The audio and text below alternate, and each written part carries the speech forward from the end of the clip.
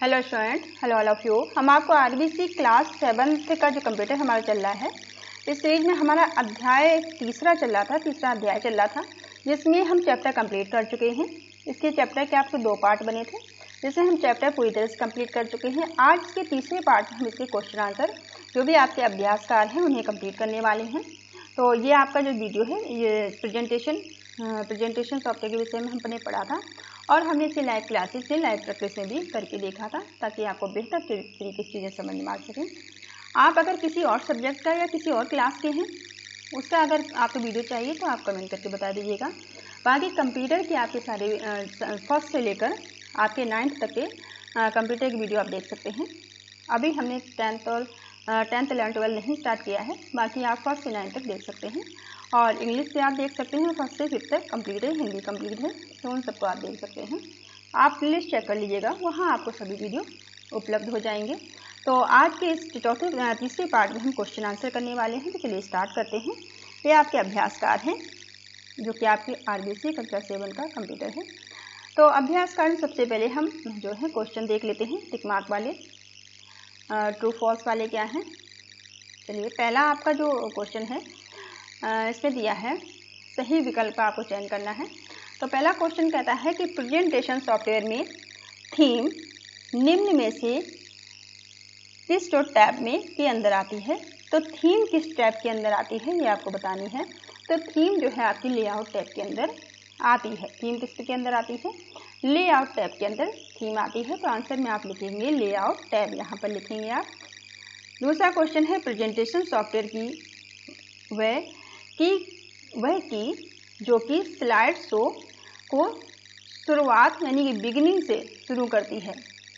Beginning से शुरू करने के लिए हम स्टार्टिंग से स्लाइड शो कर रहे हैं, तो हमें F5 का F5 का उपयोग करना पड़ेगा। F5 को अगर आप दबाएंगे तब भी आपकी स्लाइड शो बिगिनिंग से स्टार्ट हो जाएगी। ठीक है, बिगिनिंग से स्लाइड को स्टार्ट करने के लिए आप F5 कीबोर्ड से, जो कीबोर्ड की शॉर्टकट की है F5, उसे आप प्रेस कर सकते हैं। उत्तर में आप F5 लिखेंगे। तीसरा क्वेश्चन है प्रेजेंटेशन सॉफ्टवेयर की स्लाइड का बाय डिफ़ॉल्ट जो है ओरिएंटेशन क्या होता है। तो किसी भी स्लाइड का जो बाय डिफ़ॉल्ट ओरिएंटेशन होता है वो लैंडस्केप में होता है। स्लाइड की यहाँ पर बात हो रही है, पावर पॉइंट की बात हो रही है, प्रेजेंटेशन की बात हो रही है, तो उसका क्या होता है? लैंडस्केप होता है। आपका ए वाला आंसर रहने वाला है, लैंडस्केप आप करेंगे इसमें। चौथा क्वेश्चन है टाइमिंग टूल किस टैब के अंदर आता है। तो टाइमिंग टूल जो है आपका किस टैब के अंदर आएगा? तो ये आपका एनिमेशन टैब के अंदर आएगा। ये जो हमने 4 क्वेश्चन देखे, चलिए इसे हम करके भी देख लेते हैं। ये आपका जो है पावर पॉइंट रहा। पावर पॉइंट हम देखते हैं, पहले पावर पॉइंट खोल लेते हैं। ये आपका पावर पॉइंट है, इसको हटा देते हैं। ठीक है, कोई भी पिक्चर ले लेते हैं,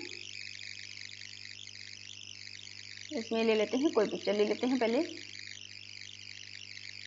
मान लीजिए हमने ये आपका लिख ही लेते हैं कुछ। ये यहाँ पे आपकी आरबीएससी क्लास 7 कंप्यूटर लिख लिया। ठीक है, कंप्यूटर लिख लिया, ये हमने लिख लिया ऐसे। अब हम इसे क्या करना चाहते हैं? ठीक है, पहला जो आपका क्वेश्चन था क्या पूछता था? ये क्वेश्चन आपका क्या बता रहा था कि आपकी जो है देखते हैं क्या था। ये क्वेश्चन लेआउट टैब के अंदर कह रहे हैं कि थीम किसके अंदर आती है। ठीक है, तो थीम किसके अंदर आ रही है? तो यहाँ पर हम होम पर जाएंगे। ठीक है, क्योंकि हम यहाँ पर पावर पॉइंट जो है माइक्रोसॉफ्ट पावर पॉइंट पर काम कर रहे हैं, तो थोड़ा सा डिफरेंस आपको इनमें देखने को मिलेगा कि कौन सी चीज़ आपको कहाँ पर रहने वाली है। ठीक है, तो थोड़ा सा आप डिफरेंस देख लीजिएगा। ये रहा है आपका लेआउट।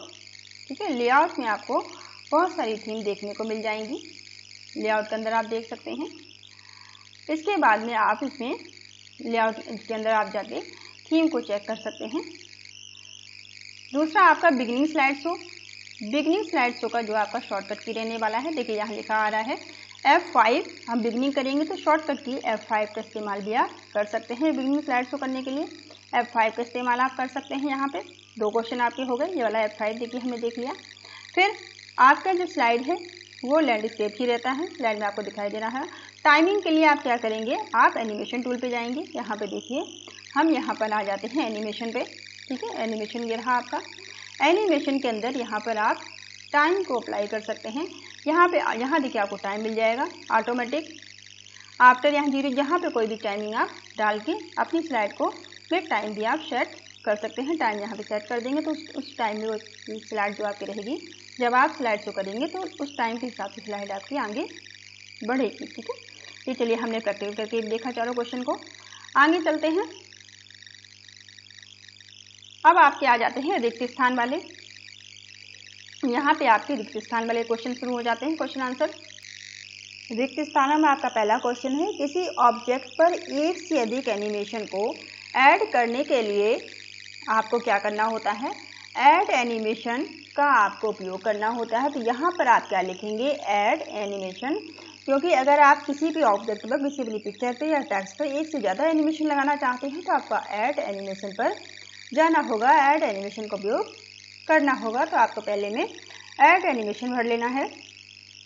दूसरा क्वेश्चन है, किसी ऑब्जेक्ट के एनिमेशन प्रभाव यानी कि एनिमेशन इफेक्ट को किसी अन्य ऑब्जेक्ट पर कॉपी करने के लिए आप किसका उपयोग करेंगे, तो एनिमेशन पेंटर का हम उपयोग करेंगे। तो यहाँ पर आप एनिमेशन पेंटर भरेंगे, एनिमेशन पेंटर का आप उपयोग करेंगे। तो यहाँ पर आप एनिमेशन पेंटर को भरेंगे, ठीक है। तीसरा क्वेश्चन है, स्लाइड शो को बंद करने के लिए कीबोर्ड पर किसका उपयोग किया जाता है, तो स्लाइड शो को बंद करने के लिए हम कीबोर्ड से एस्केप की का उपयोग करेंगे, एस्केप ये दबाएंगे। चौथा क्वेश्चन है, एनिमेशन टैब में कुल डैश ग्रुप हैं। एनिमेशन टैब के अंदर 4 ग्रुप आपको मिल जाते हैं, ठीक है। और स्टाइल के स्टैंडर्ड साइज पर के अनुसार आपको जो है 16:9 का आपको साइज मिल जाता है। तो इस तरह के कुछ आपको फिल इन द ब्लैंक्स में भरने हैं, इस तरह से आप भर लीजिएगा।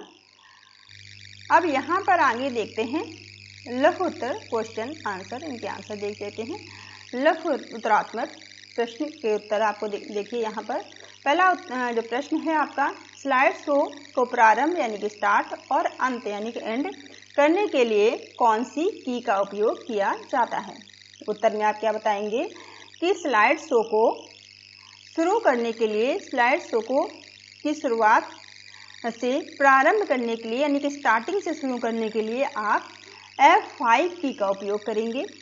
जब आप स्लाइड शो स्टार्टिंग से स्टार्ट कर रहे हैं तो आप स्लाइड शो के लिए क्या करेंगे, कीबोर्ड से आप F5 की का उपयोग करेंगे तथा स्लाइड शो को बंद करने के लिए एस्केप की का उपयोग करेंगे, ठीक है। ये आंसर आप लिख लेंगे। दूसरा है क्वेश्चन, क्या हम वीडियो को प्रेजेंटेशन में ऐड कर सकते हैं, तो बिल्कुल हाँ कर सकते हैं। अभी हमने करके भी देखा था कि आप वीडियो या ऑडियो दोनों ही अपनी प्रेजेंटेशन में ऐड कर सकते हैं। तो आप लिखेंगे हाँ हम प्रेजेंटेशन में वीडियो ऐड कर सकते हैं। इसके लिए इंसर्ट टैब पर जाएंगे, वीडियो विकल्प का उपयोग करेंगे, वीडियो विकल्प का प्रयोग किया जाता है। इसके बाद आवश्यक वीडियो का आप चयन करेंगे, जहां पर भी आपने वीडियो को अपने कंप्यूटर में स्टोर किया है उसे आप अपनी स्लाइड शो पर इंसर्ट कर लेंगे। ये आपका आंसर रहा दूसरे का। तीसरा क्वेश्चन है, इम्प्रेस प्रेजेंटेशन फाइल को कौन से एक्शन या एक्सटेंशन से सेव किया जाता है। तो इम्प्रेस प्रेजेंटेशन को किस एक्सटेंशन से सेव किया जाता है ये आपको बताना है। तो इम्प्रेस आप उत्तर में लिखेंगे, इम्प्रेस प्रेजेंटेशन फाइल को सामान्यतः .odp यानी कि ओपन डॉक्यूमेंट प्रेजेंटेशन से सेव किया जाता है। डॉट में क्या लिखेंगे शॉर्ट में, .odp से सेव किया जाता है। ये क्या हो गया, एक्सटेंशन हो गया। इसका फुल फॉर्म क्या है, ओपन डॉक्यूमेंट प्रेजेंटेशन इसका फुल फॉर्म है। चौथा क्वेश्चन है, स्लाइड व्यू से हम क्या समझते हैं, ठीक है। तो स्लाइड व्यू से हम क्या समझते हैं, स्लाइड व्यू वह व्यू है जिसमें हम प्रेजेंटेशन की स्लाइड्स को देख सकते हैं, ठीक है। स्लाइड व्यू वो व्यू होता है जिसमें कि हम अपने जो भी हमने स्लाइड्स बनाई हैं प्रेजेंटेशन से पहले हम उसे आराम से देख सकते हैं। इसमें टेक्स्ट, पिक्चर, सेव आदि जोड़ या तथा उनमें आवश्यक परिवर्तन भी हम कर सकते हैं। हम स्लाइड्स तो किसी को दिखाने वाले हैं, वहाँ कोई गलती हो और सब लोग देखें उससे पहले हम उनकी स्लाइड व्यू करके हम उसे देख लें कि हमारी जो स्लाइड है वो सही से बनी है कि नहीं बनी है। अगर कहीं कोई गलती है तो हम उसे सुधार भी कर सकते हैं। ठीक है, 5वां क्वेश्चन है आपका, स्लाइड शो को स्टार्ट और बंद यानी कि स्टॉप किस प्रकार किया जाता है।